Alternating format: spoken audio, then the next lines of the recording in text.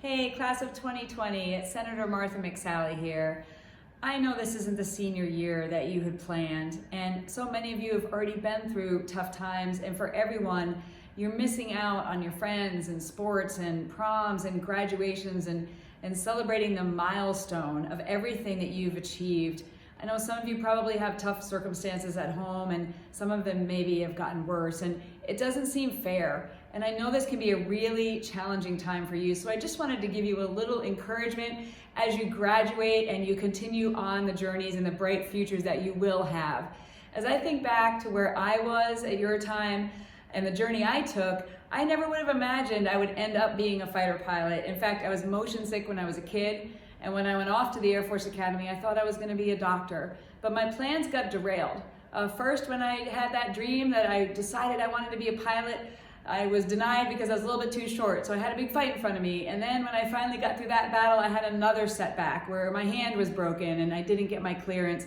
I then looked for opportunities and was blessed to be able to go to graduate school, but I really wanted to go to pilot training. I was trying not to have a chip on my shoulder and bloom where I was planted. And then off I went, and finally they repealed the law saying women couldn't be fighter pilots, but they still wouldn't change their policy. So I had to take a different route and be an instructor pilot for a few years. And it was a long journey, and it was difficult at times because I felt, it's not fair. Why can't I meet my dreams? And other things out of my control were happening to me. But then I got a phone call in 1994 from a general asking, they were about to change the policy, asking if I wanted to be one of the first women to fly fighters. And I said, heck yes, and was given the opportunity. As I looked back, had I not been delayed, had I not been derailed, actually, I would never have been given that opportunity because of the timing of it all. I couldn't see it at the time. I struggled with frustration at the time and sometimes anger and disappointment, but I had to choose, and I didn't do it perfectly every day, to excel where I was, to look for the opportunities that I had in front of me, to bloom where I was planted, to keep my dream alive and to keep pushing forward, because you never know when an opportunity is going to change and all of a sudden you're going to see where you're going and you have a new chance in front of you, maybe for something different. And that's where many of you are right now. Maybe you're not sure if you're going to be able to go off to college or the job that you thought you were going to have or whatever's going on with your family at home. These are really challenging times.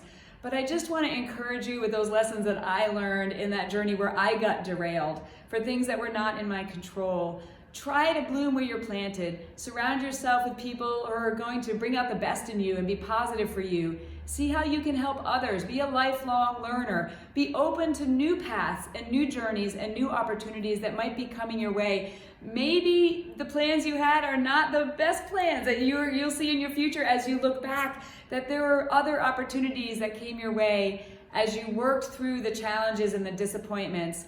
You're going to be defined, your generation, your class, by this pandemic in 2020. I know it's going to make a deep impact on you.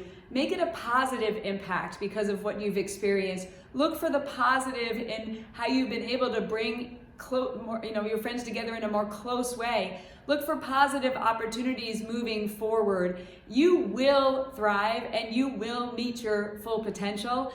The best is yet to come. God bless you all and congratulations.